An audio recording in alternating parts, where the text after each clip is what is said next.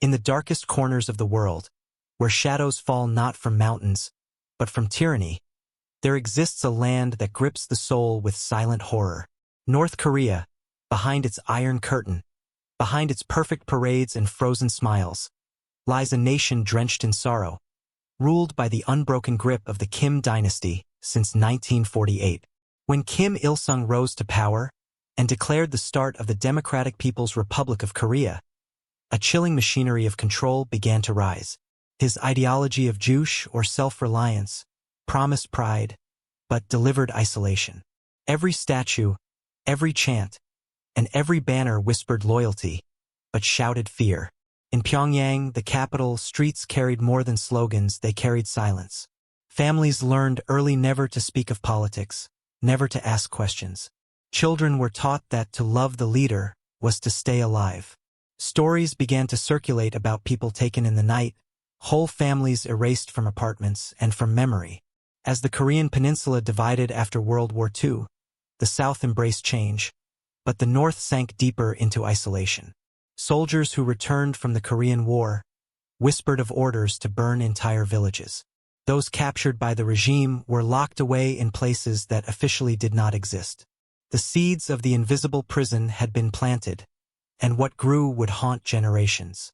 Beneath North Korea's surface of unity and control, a darker reality spreads through its secret camps, known as the Kwanlee-so.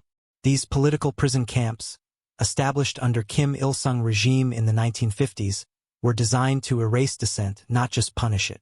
With barbed wire fences, electric barriers, and remote mountain terrain, they became black holes for those accused of disloyalty, and often their entire families. Camp 22 near Hwasong, close to the Chinese border, was one of the largest and most feared, spanning an area greater than Los Angeles. Defectors tell of prisoners incarcerated for listening to foreign radio or making a simple offhand comment. Once inside, they faced backbreaking labor, routine torture, and starvation so severe that rats became food. Shin Dong-hyuk, born inside Camp 14, remains one of the only known survivors to escape. His story, told in his memoir, revealed how he witnessed public executions as a child and was forced to betray his own mother to survive. In his words, inside the camp, there is no love, we are machines that are just alive. But even in such hopelessness, moments of resistance emerged. At Camp 18 in the 1980s, a group of prisoners attempted a rare uprising, driven by nothing but desperation. Though crushed brutally, their act became a silent symbol of the human spirit.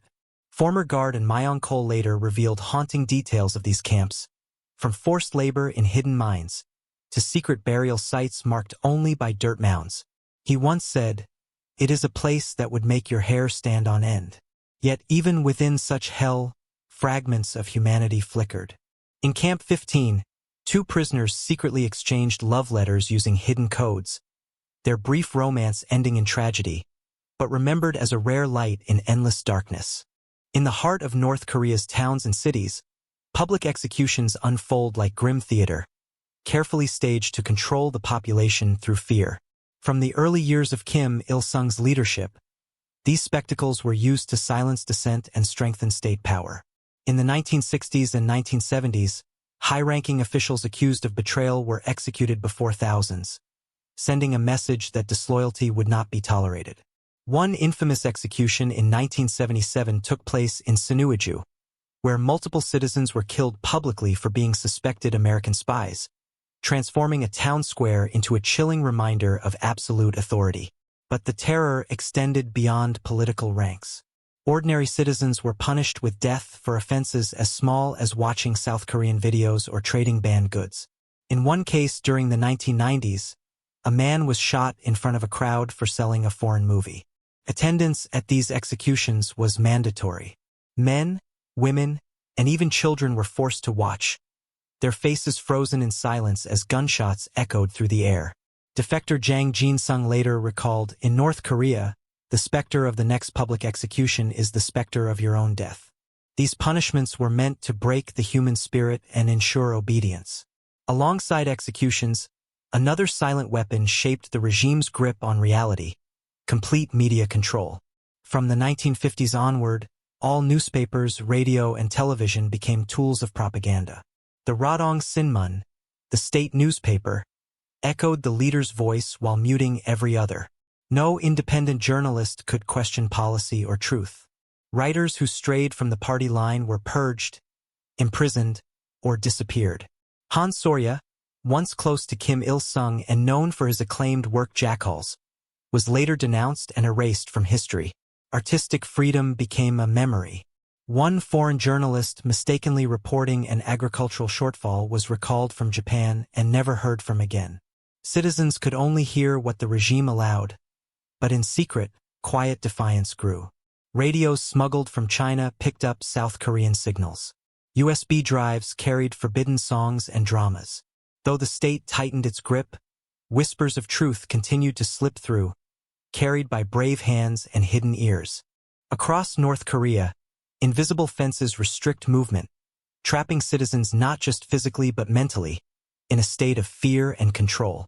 After the Korean War armistice in 1953, the regime introduced a domestic passport system, limiting internal migration and especially restricting access to Pyongyang, a city reserved for the loyal elite. Travel between towns required state permission, and only high-ranking officials or trusted individuals could go abroad. Diplomats posted overseas often left family behind as collateral, a cruel guarantee of obedience. One such diplomat, stationed in East Germany during the 1980s, found himself torn between escape and the safety of his loved ones.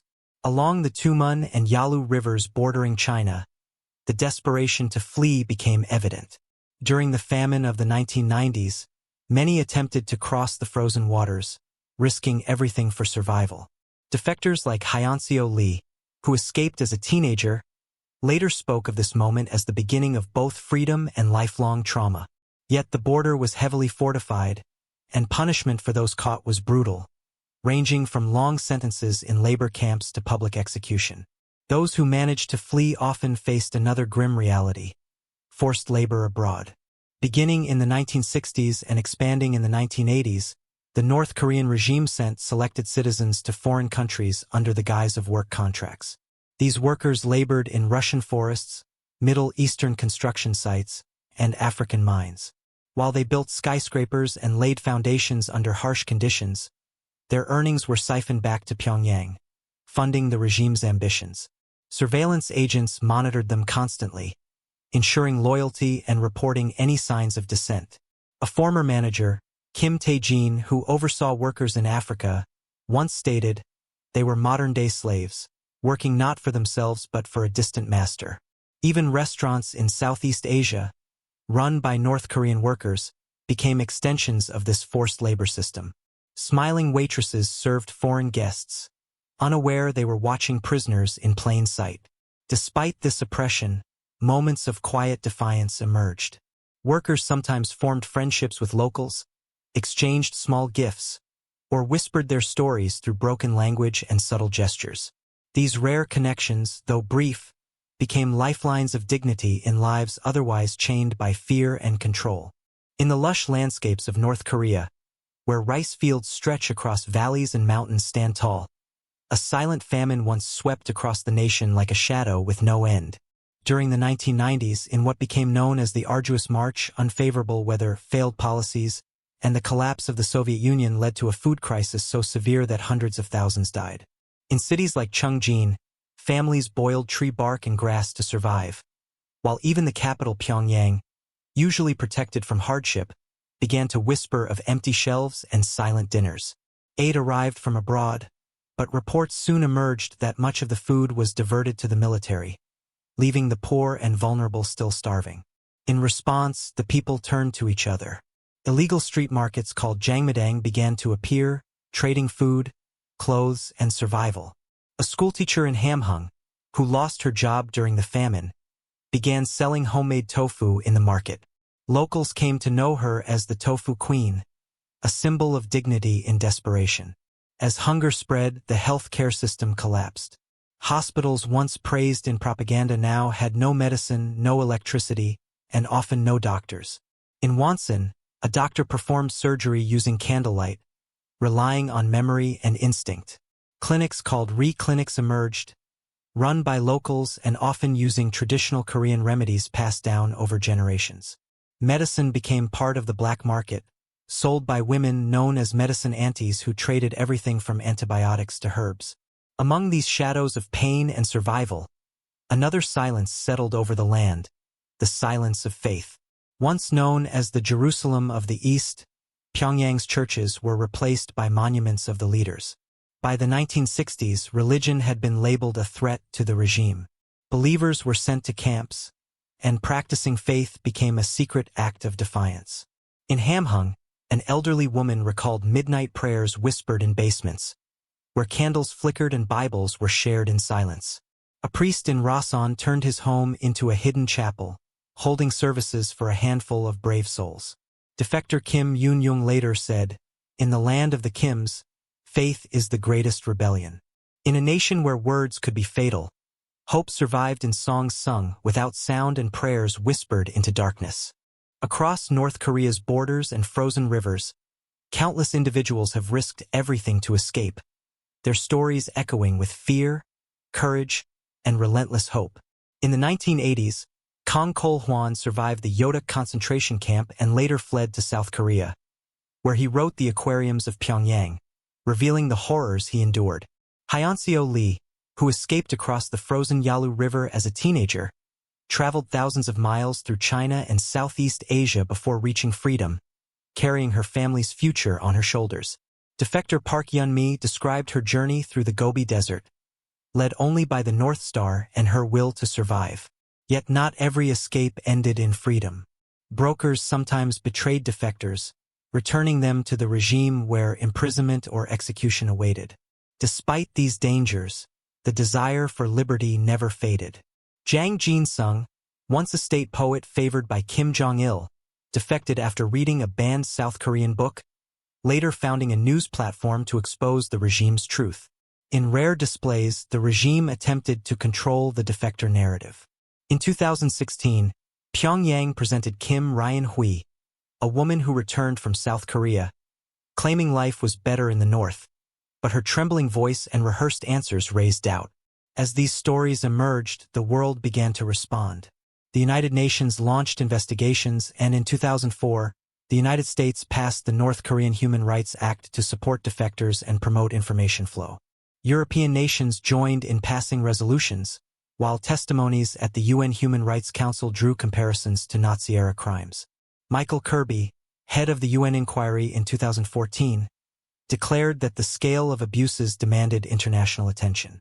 Yet North Korea dismissed all claims, labeling them as political propaganda. Still, the voices of survivors continued to rise. In South Korea, places like Hanawon provided shelter and education for defectors rebuilding their lives. Their resilience stood as proof that even the deepest control could not silence the human will. As the sun sets over the Korean peninsula and shadows stretch long across its mountains, we are reminded of the words of Elie Wiesel, a survivor of another great silence. There may be times when we are powerless to prevent injustice, but there must never be a time when we fail to protest.